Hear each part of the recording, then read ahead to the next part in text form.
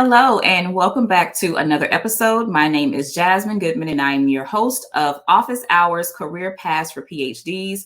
This is the place where you can come to learn all about the different paths that PhDs have taken inside and outside of academia.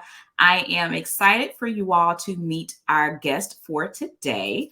Her name is Dr. Aditi Paul. She is a principal user experience researcher. She earned her PhD in communication from Michigan State University. I will now bring her to the stage. Hello, hello. How are you? Dr. Jasmin Goodman. Thank you so much for Dr. having Aditi me. Paul.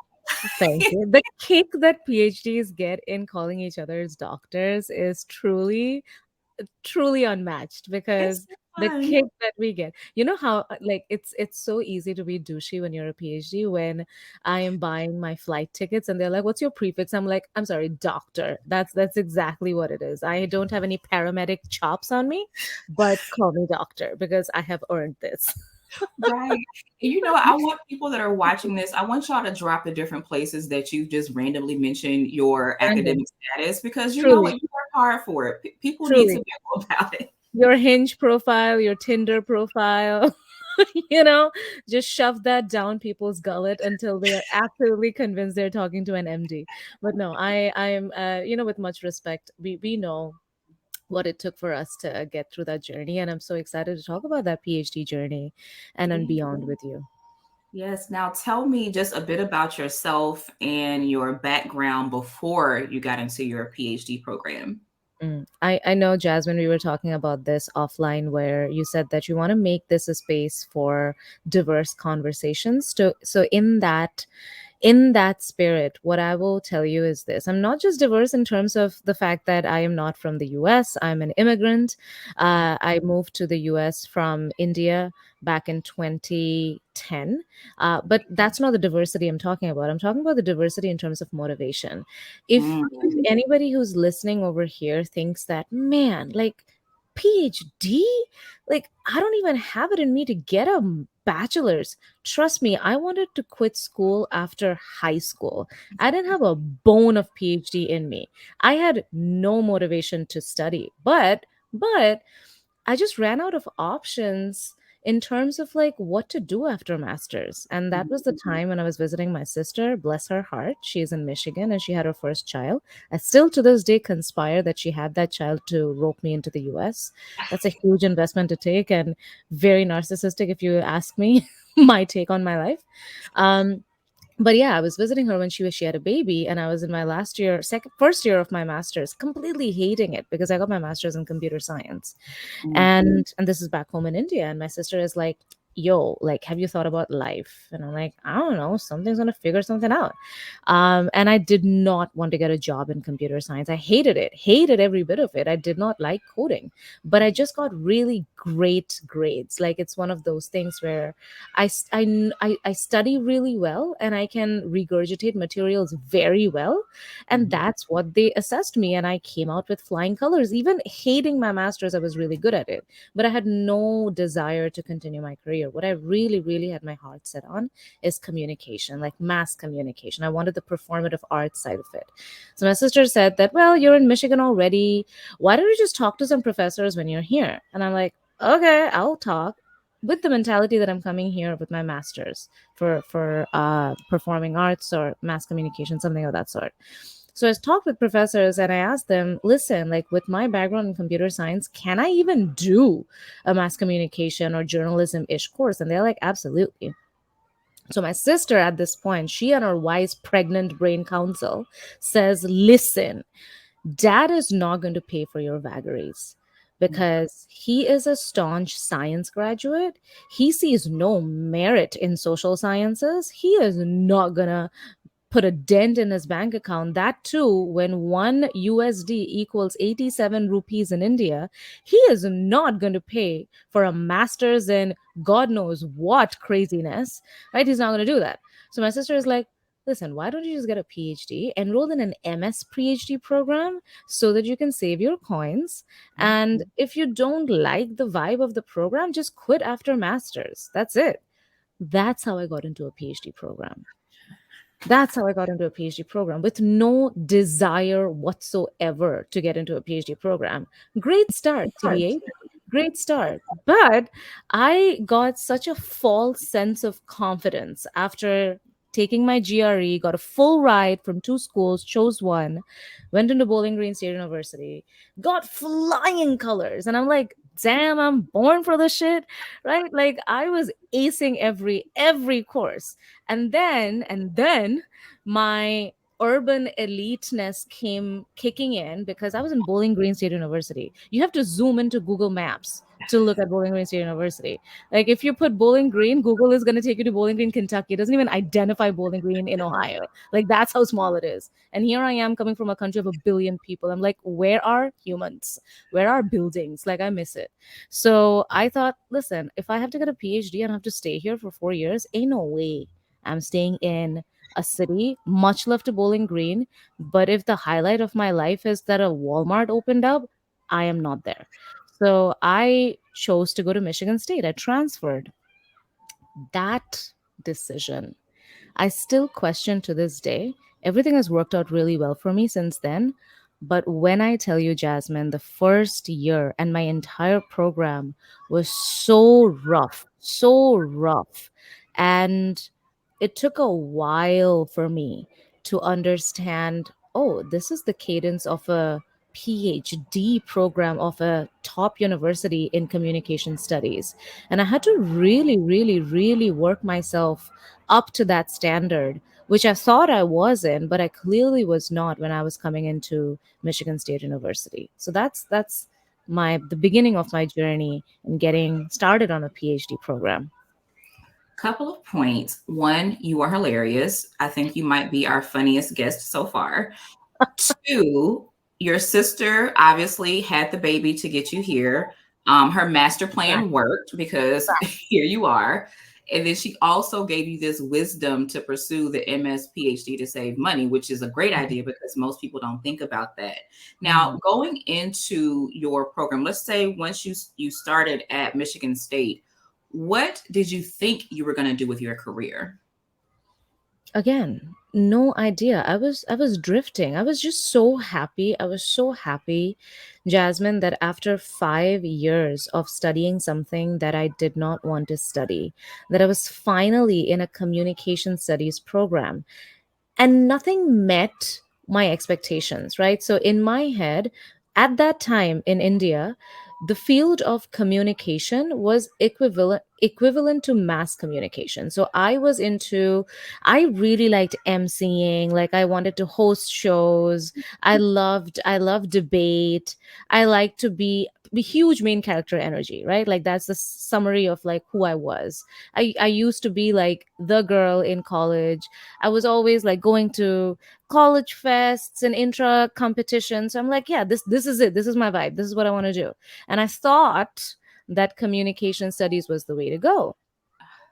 But that was not. That was not. When I came in, I'm studying things like Kuhn and Yeah. theory and qualitative communication. And I still remember I wrote it in my statement of purpose that I wanted to get a PhD in communication because I had read Dale Carnegie's book, How to Win Friends and Influence People. I mean, no idea what qualitative and quantitative research was. And when I read a research paper, I shit you not, I cannot believe I'm cursing so much on your profile, on your podcast. But when I read a paper, this is how clueless I was because PhD is equal to research. I didn't know that. I thought, oh, yeah, you just have to, it's like masters, but harder. Like it's like 5K versus 10K. You just have to run a couple of more kilometers. I'm like, didn't know this was research. So this is how clueless I was. If anybody is listening to this podcast and you think you're not cut out for PhD, please let me be your role model because this is who I was. I get a research paper, and because I had not even read like as many books as my other peers, I automatically thought if this person has written something, then this person must be dead. So I thought all researchers are dead people reading their work. And then I realized, oh no, like these are alive people who have read things like theories, qualitative, intra, what? Like cultural, whatever, critical. And I'm like, what is even this? Didn't have the vocabulary, Jasmine, didn't know what APA was. It was not just me learning about a new culture of education, it was me learning a new language. And the most difficult thing was that I was in a program which was number 1 at the time. And it's not just number 1, it is a very sectarian program. Mm. If you look at any other PhD in communication program, they are qualitative and quantitative and mixed methods. Michigan State University communication program is purely quant.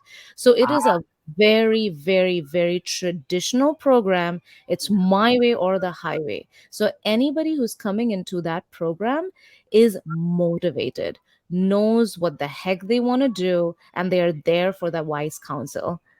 And here I am, just vibing, Just just showing class. vibing, Hey, y'all. just just here, just here.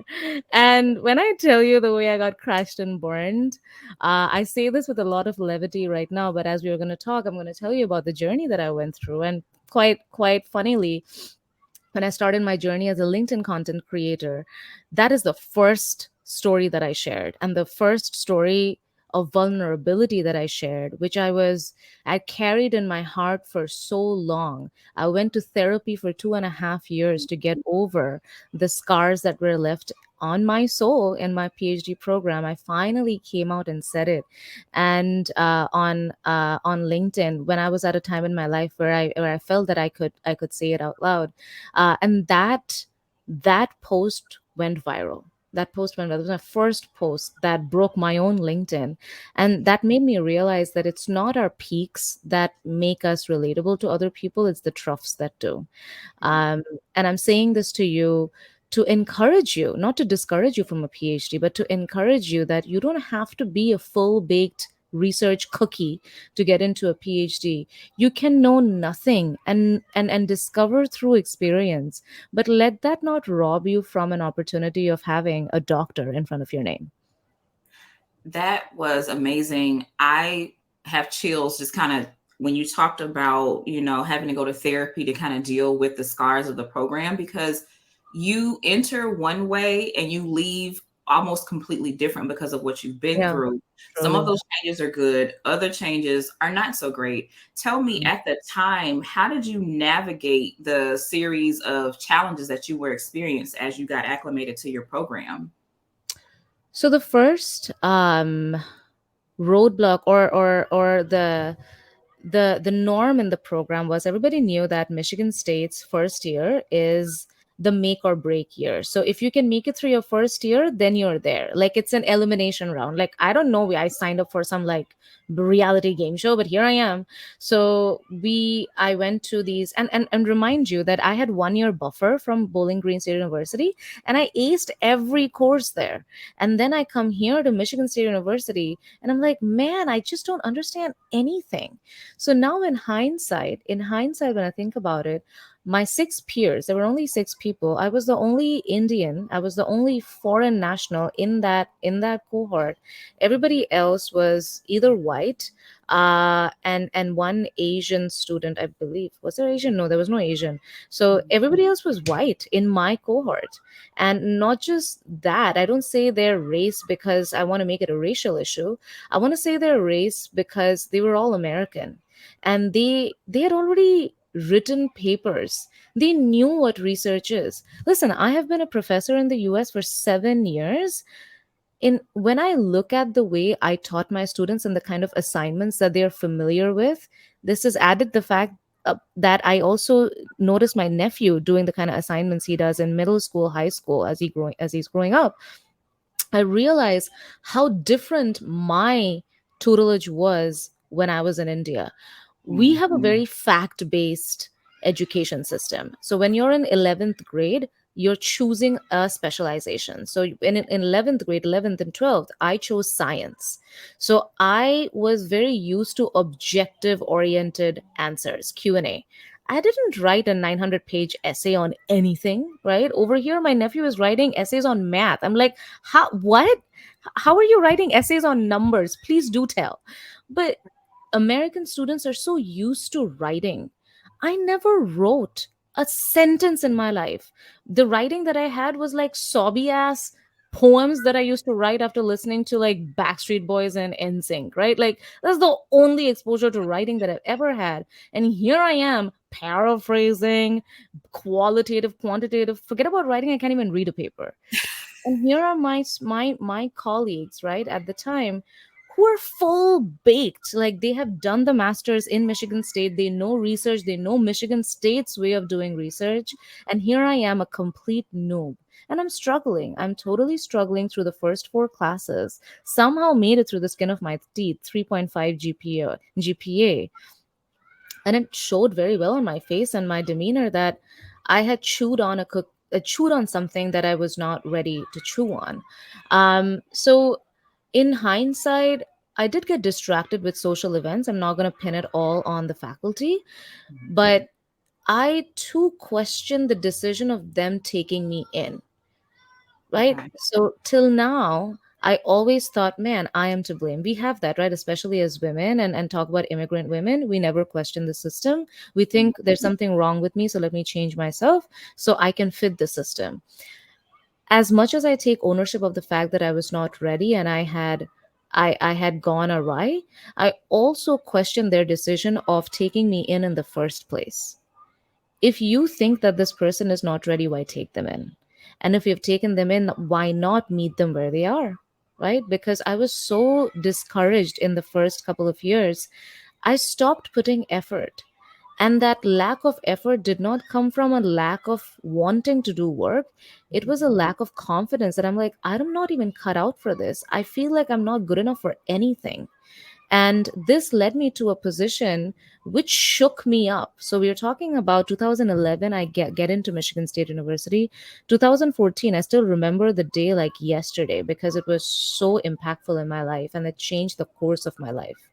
Um, my director, who was not a big fan of me at all from jump, uh, he called me into his office and he said that we as a faculty have had a vote and everybody has voted to dismiss you because you do not have what it takes to be a PhD student. You don't have the maturity, and we don't like their fact was we don't feel comfortable you bearing the name of Michigan State University because there is a certain type of people who graduate have like 14 conference papers, multiple research papers. I had zero at the time, and I did not even I was not even a good research assistant for my professors. So taking all of that, they said that, well, it's May, your scholarship runs out in August, we want you to pack your bags and leave. So I had 3 months. I was i was in shock because it was not just me being fired from a program, it was also me being fired from the country because my existence in the country depended on a visa which hinged on my continuation on the program. If the program is not there, what am I going to renew my F1 visa on? My student visa. So I didn't know what to do. So for the next 3 months, I called my sister. I told her this.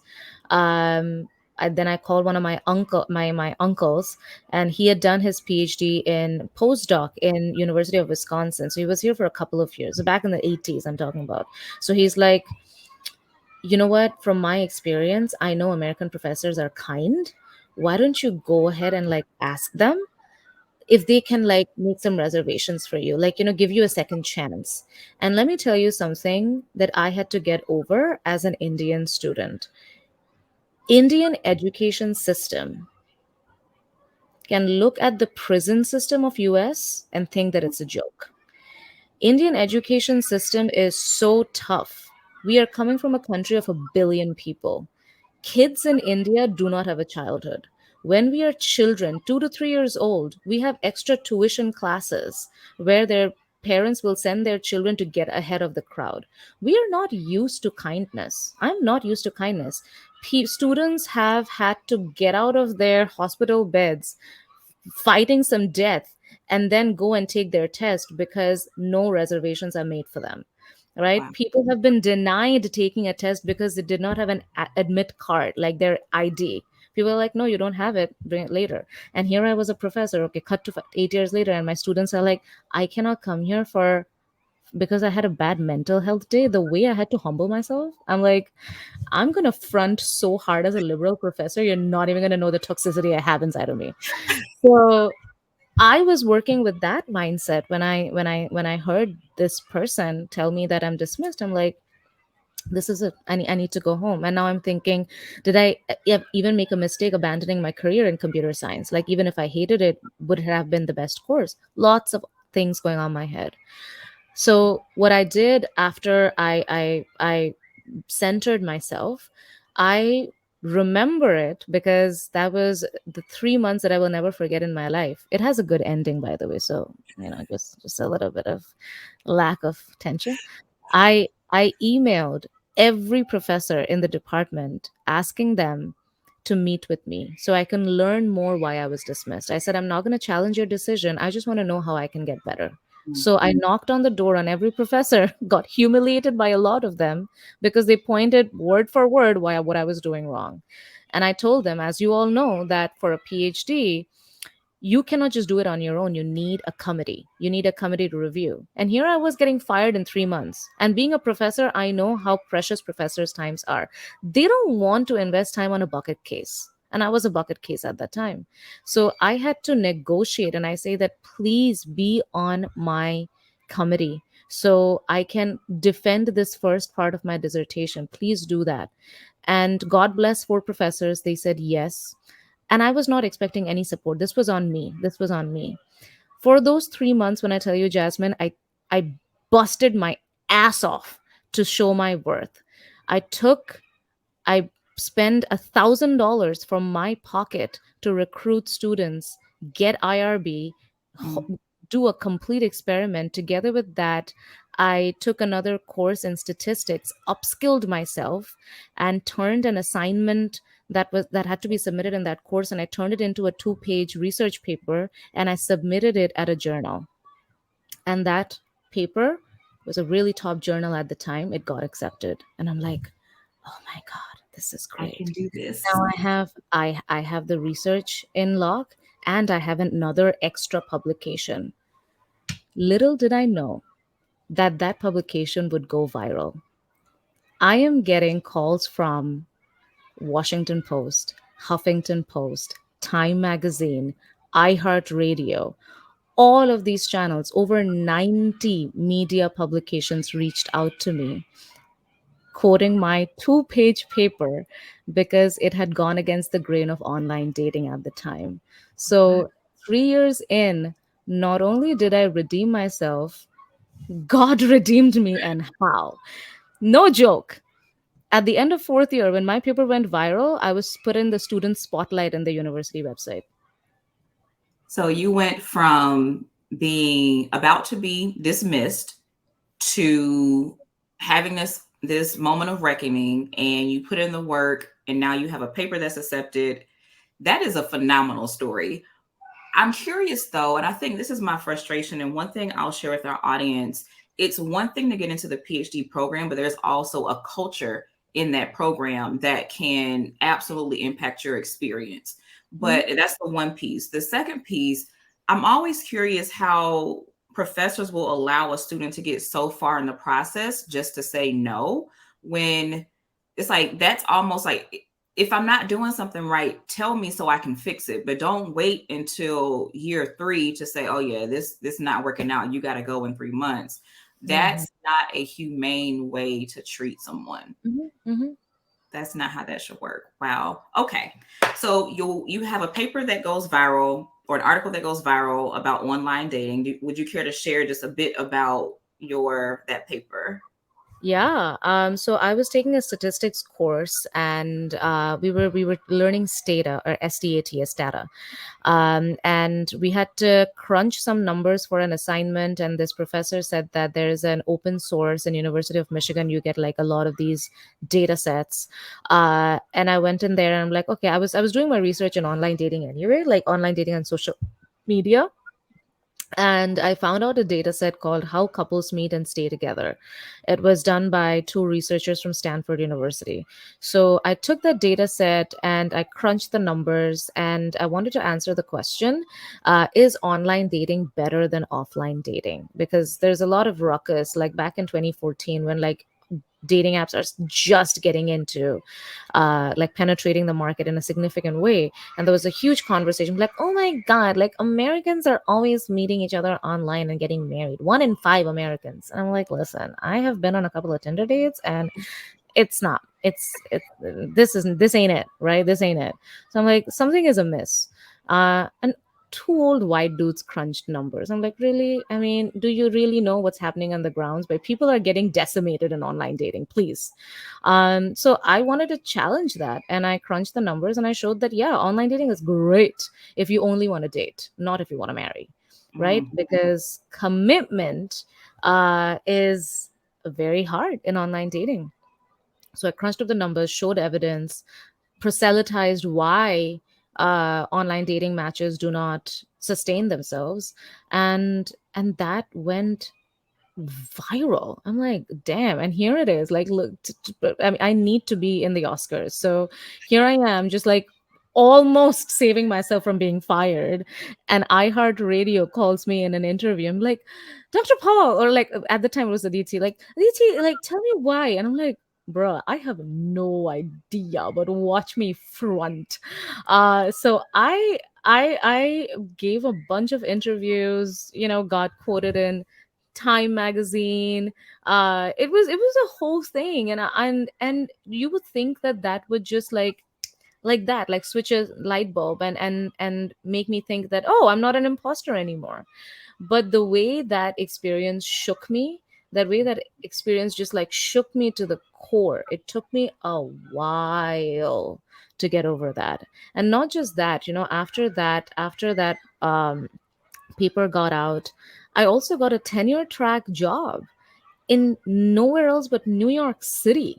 Like, that's a big deal, right? Like, getting a job straight out of grad school, that too for somebody who has one publication to her name, to get a tenure track job with that profile, Jasmine, is tough. But so when I got the job, because I had this experience behind me, I went into the job thinking that I got lucky. That's why I didn't even negotiate a lot of the money. I didn't negotiate, right? Whatever they gave me, I like negotiated $5,000 more, and I took it because I was like, man, nobody would give me this job. I'm lucky to get this.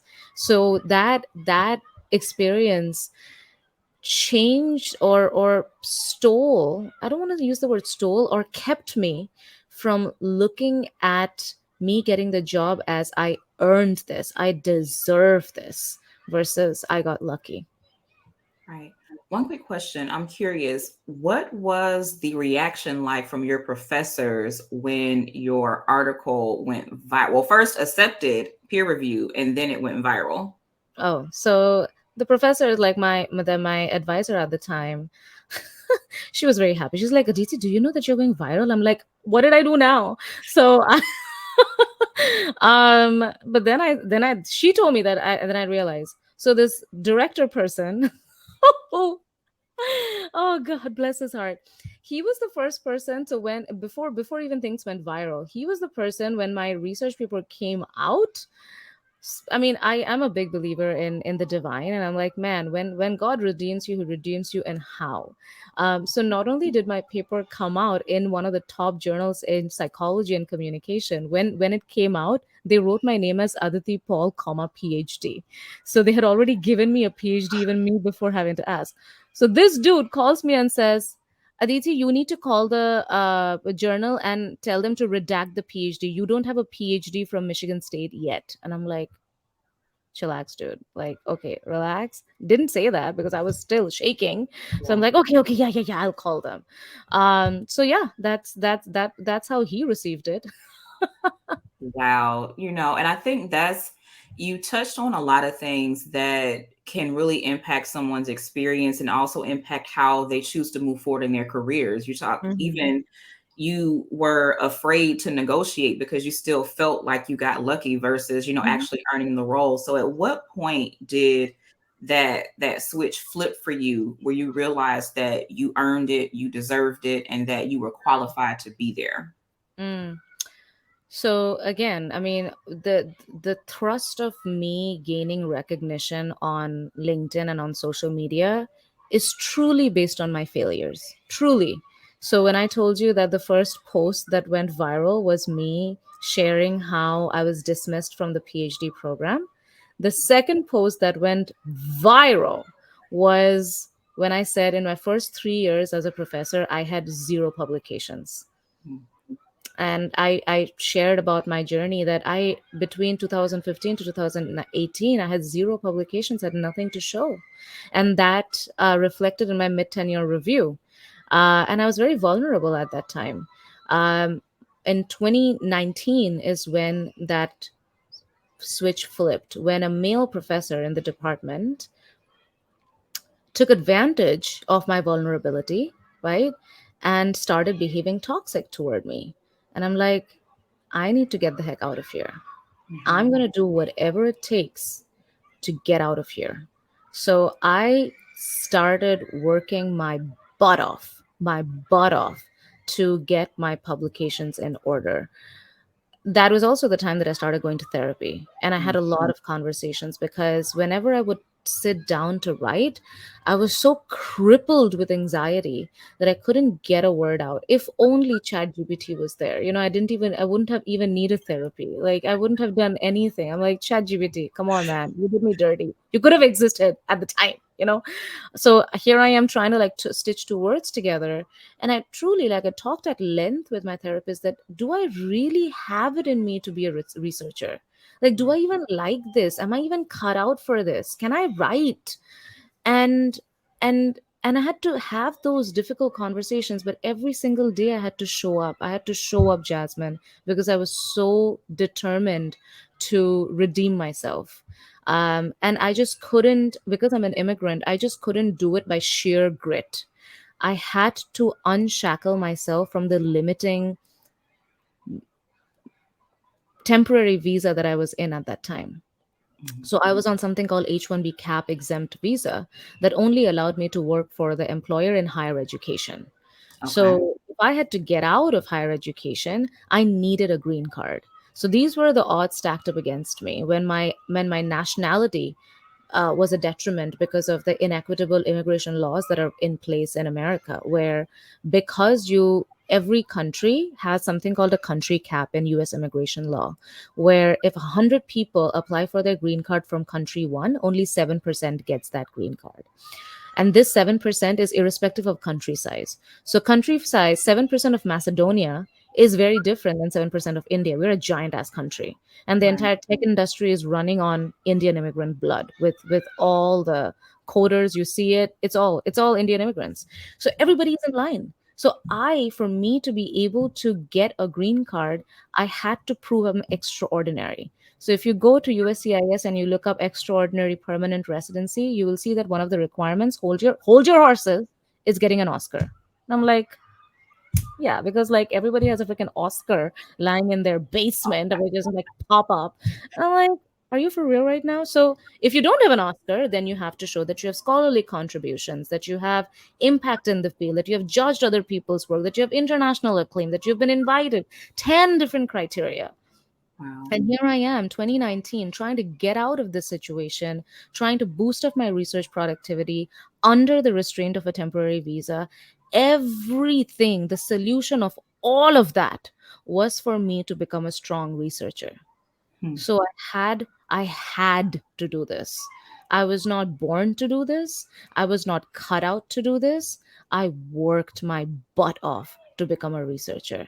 I did not have any other solution to you except for this, that I had to work on every aspect of becoming a researcher to put my life in check. What do you do next? Once you know that you have to be this extraordinary individual by their standard, how did Mhm. you how did you move forward? So I I am really good at creating relationships and sustaining them. So I started relying on my contacts. So one of them was my students who wanted to work with me.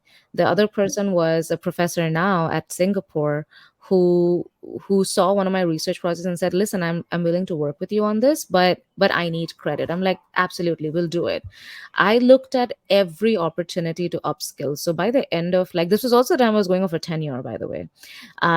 So I was going through the green card process. I was going for tenure, and I was also fighting Title IX to keep this abusive person in check. All of this going on, COVID hit, right? Mhm. Um, I was locked up at home. Haven't seen my family in 3 years. Don't know when I'll be able to see them. My temporary visa was expiring. So everything, there was a lot of pressure. There was a lot of pressure on me. But I took it one step at a time. I grabbed onto every opportunity I got. I remember in 2019 there were two opportunities that I really wanted to redeem. One was a visiting professorship program in New York University, and the other one was a visiting professorship program at National Advertising Council. And both of them were the same time in June, and I didn't want to miss out on either because both would demonstrate my extraordinariness, which would help me in my green card, and also my tenureship. So I remember like going to one in the morning and then like packing them and packing my bags and say that I have to leave like an hour early to go to the other one. And I made sure I went for both. So I did a lot of these things. I went to a conference, and again, by the way, I didn't like suffer through the entire thing. I was having fun.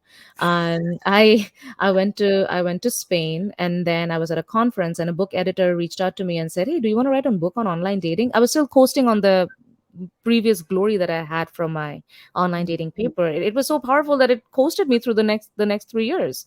Um, and this person seeing that said that, "Do you want to write a book?" I'm like, "Sure," because that's what you do. You don't know anything about anything, but you say yes. So I said yes. And I started writing the book. The book went through its trials and tribulations, where the first blind editor said something like, "While I do not doubt one bit that Dr. Paul can do literature review, this is not original contribution." So I had to go back and revisit, leave it up to academia and reviewer too to say the most scathing things. Like, the comment section on YouTube has nothing on you when you've been through academia. Yeah. So every time I bring that up is because every time I used to get those rejections, that 2014 Aditi would flare up, right? That 2019 vulnerable Aditi would flare up. So I had to do continuous work on myself to hear that voice, acknowledge it, and move on. Hear that voice, acknowledge it, and move on. Hear that voice, acknowledge it, and move on. And when I tell you, the only way that I could get over this crippling anxiety, this crippling imposterness, or this doubt that I had in myself of being a good researcher, is just doing the work. No matter what, I did the work. No matter what, I did the work. Um, and I'm really happy about that. I do not want to glorify the trauma. I do not want to glorify the learning experience that I've had. But if not that, then I would not have been this self-made researcher. And just the other day, I do a lot of my work on raising awareness and immigration, and my story was covered by India's leading English daily called the Times of India, and the headline said, "A researcher who helps young Indians go through their US immigration journey." Like, look where that title has got me, right? So I'm ever so thankful for all the experiences that I've had in becoming a strong researcher and having that research mindset, because I would truly, truly not have it any other way. Got it. That's such a powerful story. Now, once you get your documentation, like what was that process like for you to pull everything together, apply? I'm curious, and I'm sure our audience will want to know more about that process. Of green card or For getting the out of green academia? So Okay. once you got your book deal, you go viral, you get into gear with doing research. How Mhm. long was that process for you to finally get the green card? So I started building my profile very, very diligently in 2019.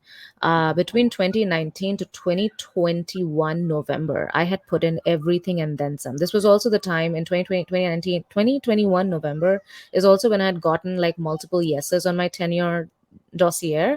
So I send all of those supporting documents. So I got my green card in hand in May of 2022, and I needed that green card to start my transition to the industry.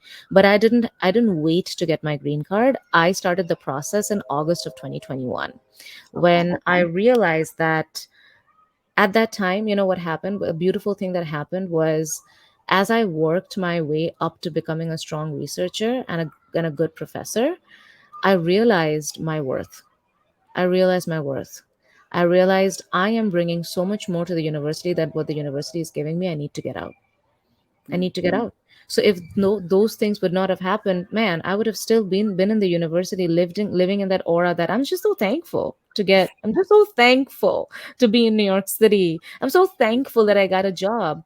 But that tough journey made me realize my worth, that I am much more than this. It humbled me.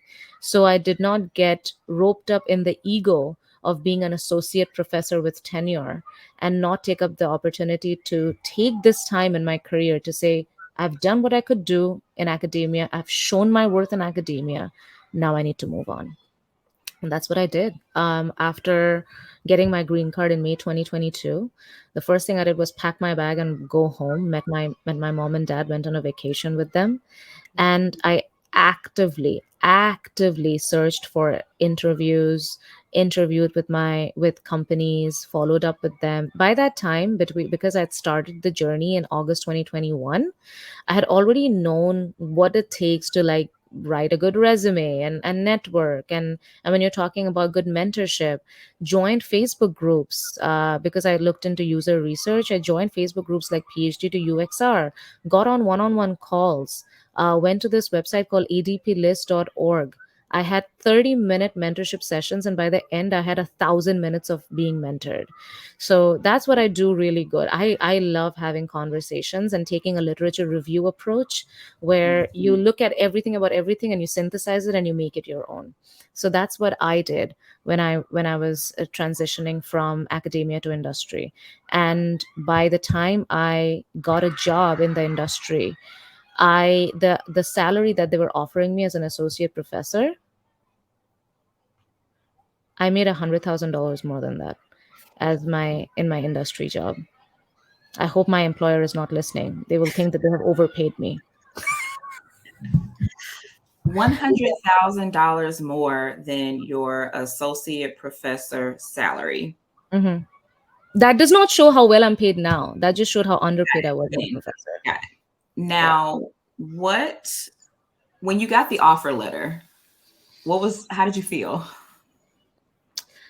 You know, man, like getting a PhD, getting a job, getting my green card, getting the job offer, it was a culmination of such a rough ride that by the time that happened, I was just calm.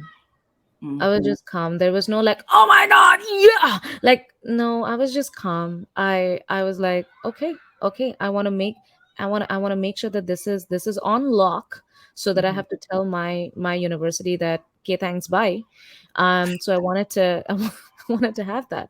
And you know what? I want to acknowledge this, that when you are on survival mode for so long, and this is something that immigrants will understand very well, whoever is listening, your your place in this country is threatened continuously, Mhm. continuously, so much that your brain is wired into anxious mode, that you're always thinking on if then else, if then else, if this does not happen then what happens, if this does not happen then what happens. You're always making an exit strategy. So I got into the habit of catastrophizing everything, Wow. everything. So when I got this job offer, I wanted to make sure that everything has gone through. I wanted to make sure that the green card that I got, which they needed for my job offer, it actually went through. I'm like, oh my God, like, did my green card glitch? Like, what the hell just happened? I wanted to make sure because I needed to get out of the professorship job, and I needed this to work out. I needed this to work out.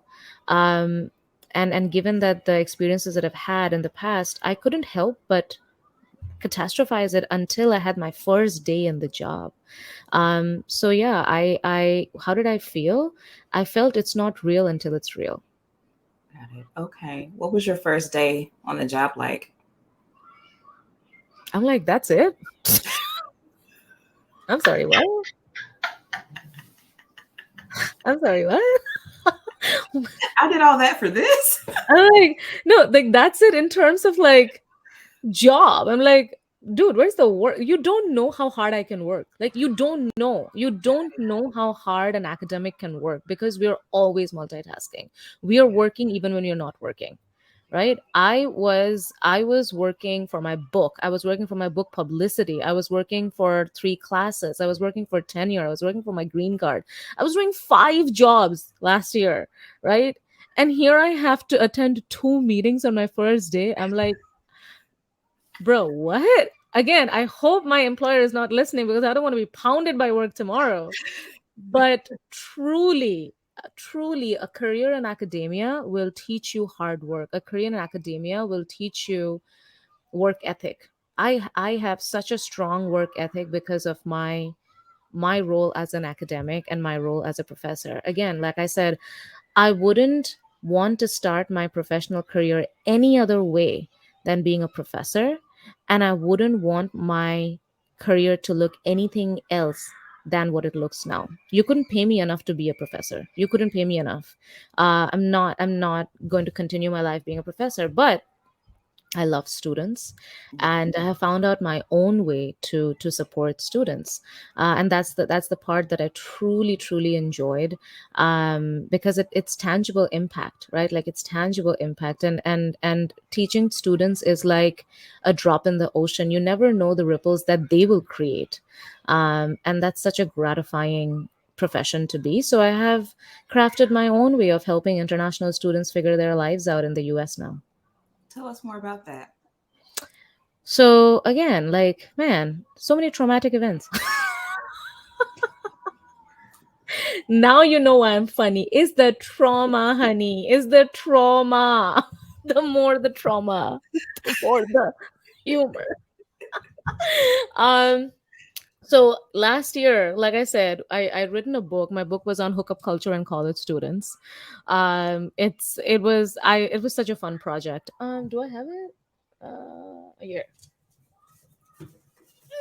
So this was the book that it came out last Oh, year. nice. And I had to promote this book because USCIS said that I did not have enough international acclaim, so I had to like get international acclaim to and book the book became my resource. So I had to sell the book in international markets, not as selling units, but selling my knowledge. So in that effort, I again, like in academia, even for like $2, you need to draft up a grant. So I wrote a grant application saying that I need some money to promote this book. So I got $5,000 from the university. That's a lot getting out of a university. And I'm like, okay, what do I do with this 5 grand?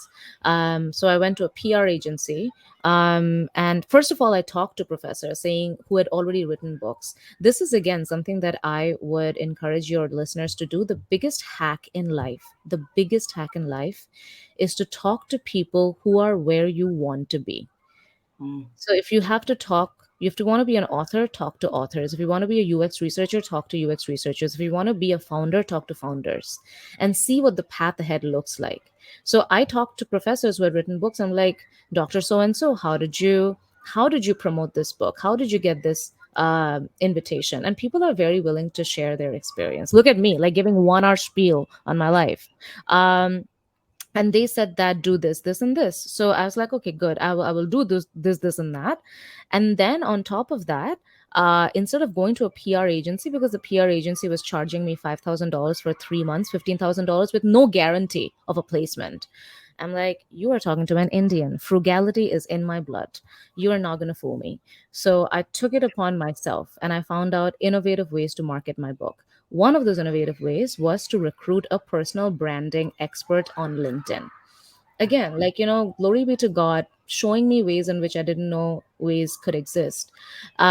This person, she, if you go to her LinkedIn, her bio is so cheesy. And I've said this to her, her bio is so cheesy, you can't help but hit her up. I'm like, the gall of you to write that on LinkedIn. Like, you must be some type of crazy and I need to meet you. So I We I must met meet now. we must meet today, pronto. So she is a woman from Mumbai, India. And you want to know what the LinkedIn bio was? Yeah. The LinkedIn bio was, cut me and I will bleed content. I'm like, I'm sorry. Even Martin Luther King was not this passionate, like, cut me and I will, like, I'm sorry, what? So I'm like, you, my friend, are a different breed. I need to meet you, must. So I met her, and I told her, Bonita, I've written this book. I need to promote it, not to promote the book, but to show myself as an authority because I need to get a job in the industry, and industry people need to know my worth. They cannot just box me into just another academic who cannot do the real world stuff. I'm like, nah, I will show you.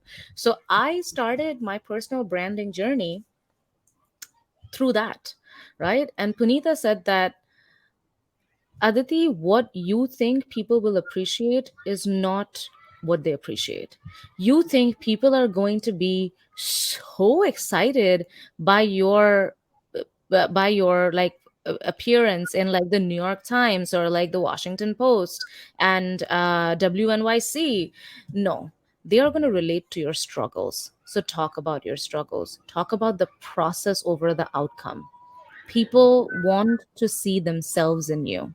They want to see that if Jasmine can do it, I can do it too. You need to foster that sense of community in your audience. That's what I did. Again, against everything, every inch in my body who did not want to share her green card story because, like, it becomes very like, oh my god, I'm one step closer to being an American. Like, it's got a little bit of a, like, that kind of vibe, right? Like, I mean, I'm so happy to be a permanent resident, very happy, on indeed very happy. But being a permanent resident in the US for me was to gain my freedom that I had lost to the immigration system, right? To gain back that freedom. I didn't want to get opportunity at the cost of my freedom. So that's Mm. why I pushed for my green card. And that's what I shared. I shared the struggles that I had to go through to get a green card. And 6,000 people liked that. My follower count went from 1,000 to like 7,000 overnight Wow. because people are hungry to know. Everybody has lost hope in the US immigration system. If you're not an immigrant, you're not going to understand. This is not politicized. It's not politicized at all. It's just the system is overburdened and understaffed. And add to it the biases that come with it, add to it the inequitable laws that we are working with. Everybody is hungry to get out of this rigmarole. And that's what I shared. And that's the community that I built. So, over the last 8 months of me posting content on immigration consistently, 4 times a week, I share immigration content through memes. I share it through carousels. I share it through videos. Right now, the community has grown from couple of thousand to 18,877. And what I'm most excited about is the immigrant community on the side, this exclusive community that I serve, that has grown from a zero to 1,801 as we speak today. And it's same, it's the students who have to build this grand profile, who are so intimidated with the requirements that they have given up the fight even before they have come into the arena. So, to create a sense of support for them, to create a sense of confidence in them that, listen, you got this. No matter what, you got this. I've been through it. And not just me. I don't want to be the fountainhead of knowledge. I want other people to share their expertise. So just today, somebody shared in the community how they got their green card petition approved. I'm talking to him, and we are going to host an event with him being the speaker, because guess what? Even he wants to be appreciated for the work that he has done, right? We all, at the end of the day, Jasmine, we all want to be appreciated. We want somebody else to see the value in us, which gives us a little bit of hope to live another day. Yeah. And it's so interesting that you wanted to pursue communication to be this creative, and you found your way back to that creativity in this Yeah. work. That, like, I just have chills listening to all of this. Now, you've already shared so much, but just thinking about what's some final words or advice you'd be willing to share with people who, like you said, they've lost hope, and they're wanting to kind of gain clarity around what to do next. Because it's one thing to be able to, you know, get the green card and kind of have that freedom. But Mm. then what about having a career that you like? How do you, what's some advice you have around how they can pick a career path that will also be fulfilling, that will give them that energy, that will give them that freedom, that satisfaction?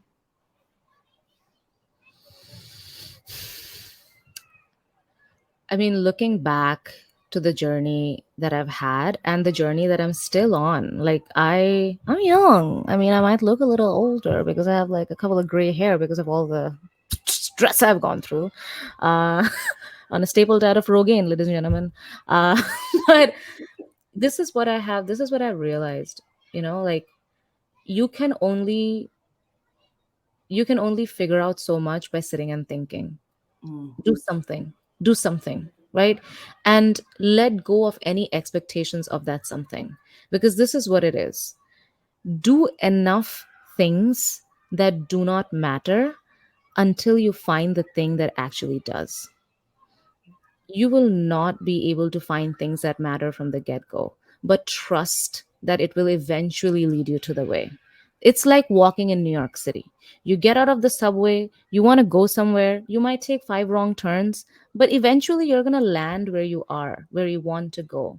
But you can never sit and think that there is some stroke of motivation that's going to come to you and things are just going to align as they should. No, just take steps, right, without the expectation that this is going to lead somewhere. You will see that it will lead you to a place that you didn't even think about. And all the gaps, all the mess ups, all the kinks that you have in your journey, it becomes your value.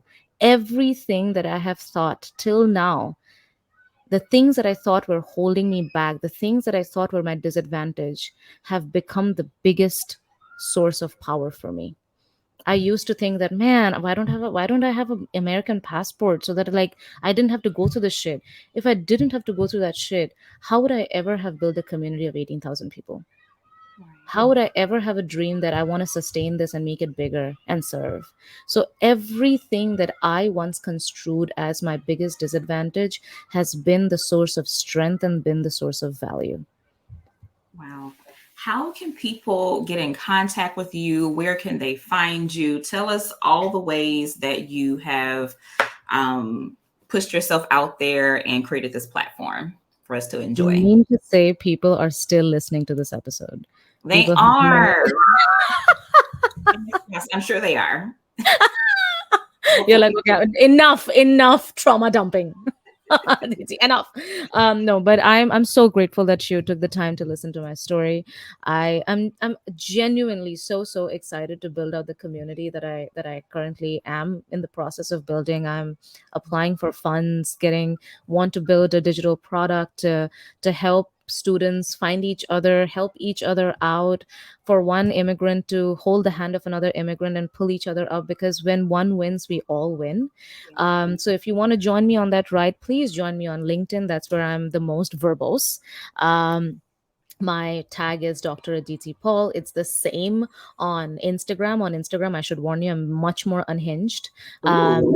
And and by that I mean I'm just my Instagram story today is the word choices that I had for Wordle. That's the level of my unhingedness. Just calm your expectations. And I'm also on TikTok. I'm trying to create videos. It's a one-man army for now, but everywhere it's the same. It's draditipaul.com, Dr. Aditi Paul. Got it. Well, thank you so much. This has been an insightful, inspiring, just it's been all the things. And I cannot wait for our viewers to either watch or listen to this. I will also say thanks so much for watching, and make sure that you subscribe and share this interview with a PhD that you love.